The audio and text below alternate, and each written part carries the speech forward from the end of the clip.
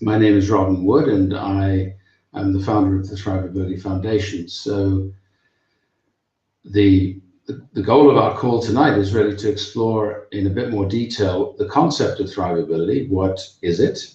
And in particular, we're going to look a little bit at how it operates to change human behavior. Because as many of you are probably aware, the 40 years of sustainability we've experienced at the state, literally since the Club of Rome was formed and produced its first report in the early 1972-73, saying that we were basically running out of planetary footprint. Since then, we've gone from less than one planet footprint to 1.5 planets. So bottom line is, sustainability isn't delivering what it needs to deliver. And you're also all probably aware of the consequences of that in terms of climate change at the moment, as well as many other rather sad phenomena, such as the sixth mass extinction and the fact that everything's getting more expensive because we're basically using up our ecology faster than it can regenerate itself. So the goal of Thriveability is to essentially help organizations that produce most of the negative impacts move from their current state to a stage of development where they are capable of being regenerative.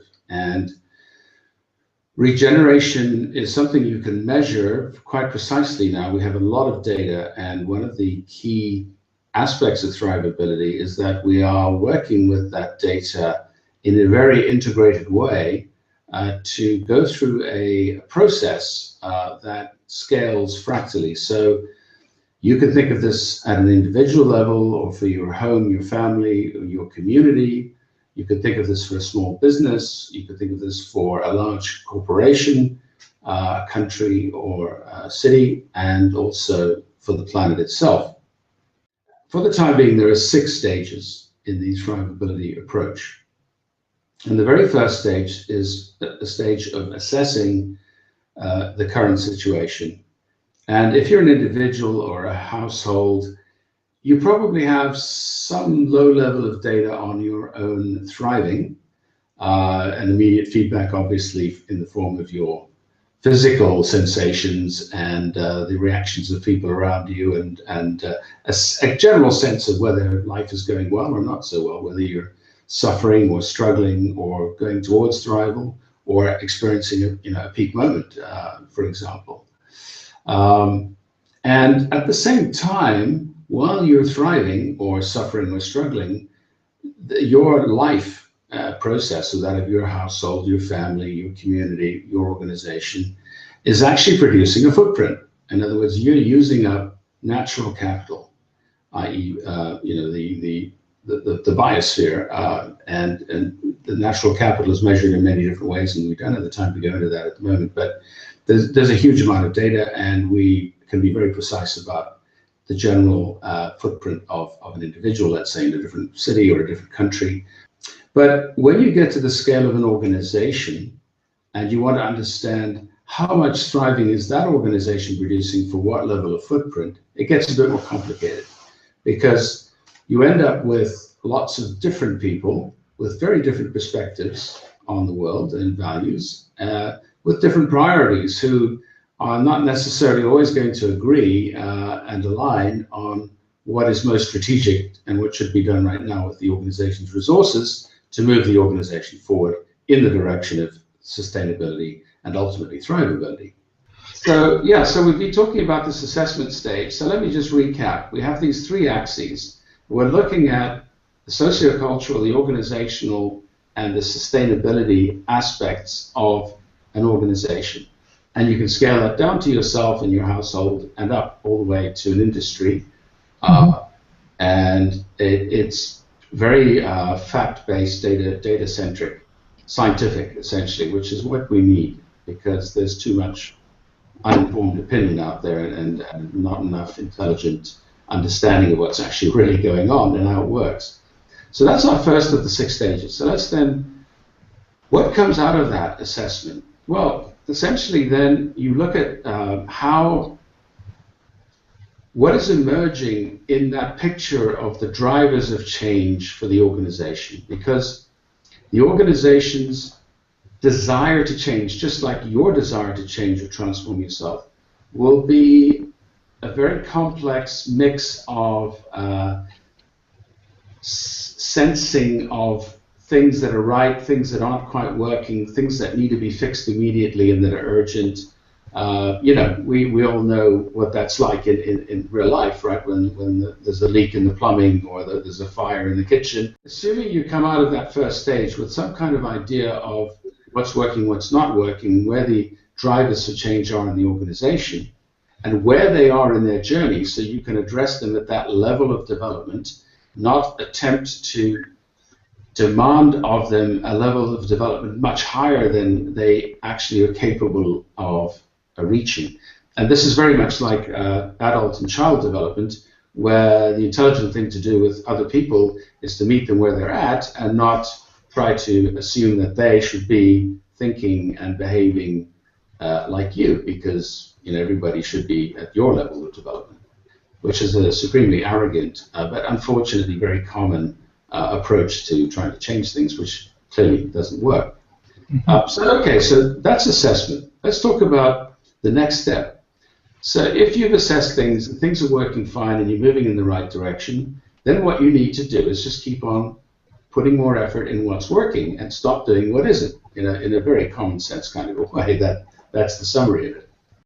And at this level now, at the second level, we look at what are the external drivers of change and the opportunities for innovation. And that has to be motivated by the stakeholders in and around your organization. If they're not inspired or motivated or incentivized in some way to go on that journey with you, it isn't going to happen. It's that simple. And then you'll just be having nice leadership team meetings where you're discussing things that are quite frankly irrelevant to what's actually going on in and around your organization, and you will slowly die, which is what happens to a lot of big organizations. It's like losing your job as an individual. When there's when there's like a big stop sign and it says, okay, stop now, there's no more money, bye-bye. That happens to giant organizations with a turnover of $500 billion. The same big stop sign comes up to them and says, time to stop now, bye-bye. And they either radically adapt or they disappear.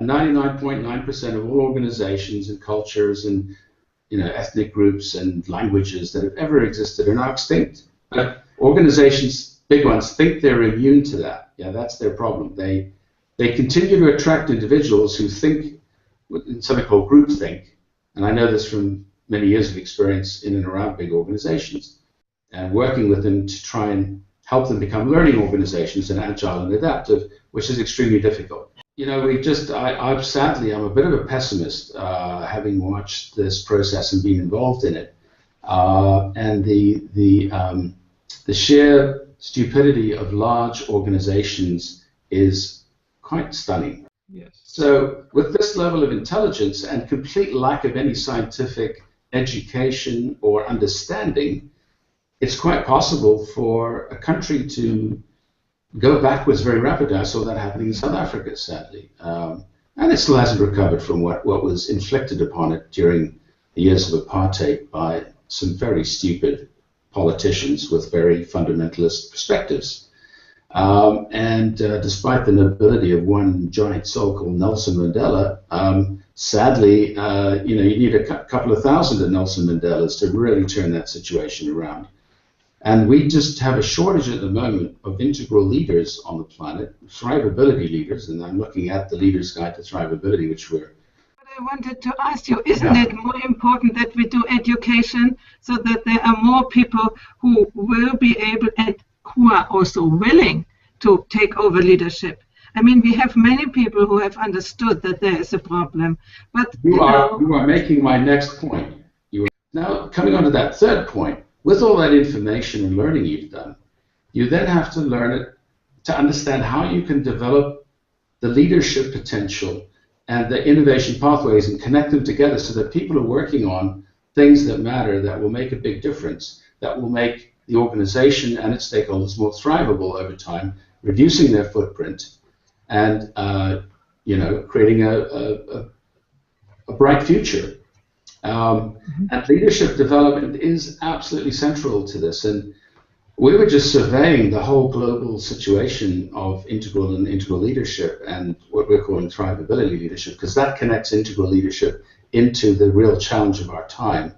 The irresistibles are leaders who have just a natural capacity to connect with and inspire people and gain their trust, and then deliver together in a co-creative way something that makes people proud to be a part of that organization and that team, yeah?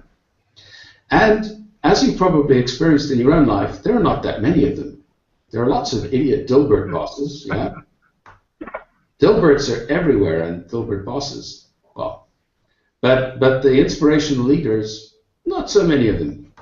And there's a real shortage of that. And I'm not saying that it all depends on leaders, because I think there's an extent to which this can be self-organizing, but you definitely have to create the container in which the self-organization can happen and help steer and guide the transformation process, because it can easily go off the rails. Instead of one big leader, we might be a team of enlightened leaders, you know? Yeah, absolutely, and that's central to Thriveability, because none of us can do this on our own. It's a massively complex challenge, and you need all the talents, all the skills, and you need to learn. And really, that's our co-creative leadership model. You don't impose anything on anyone. You create a container in which you can align the forces that are there and what's working to get more of that and move forward to what people perceive to be a more thriving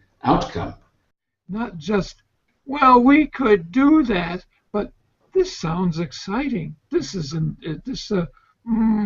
entertains me, engages me, pulls me in a very personal way. And so I'm really pleased that we don't have to be giant corporations in order to change the world.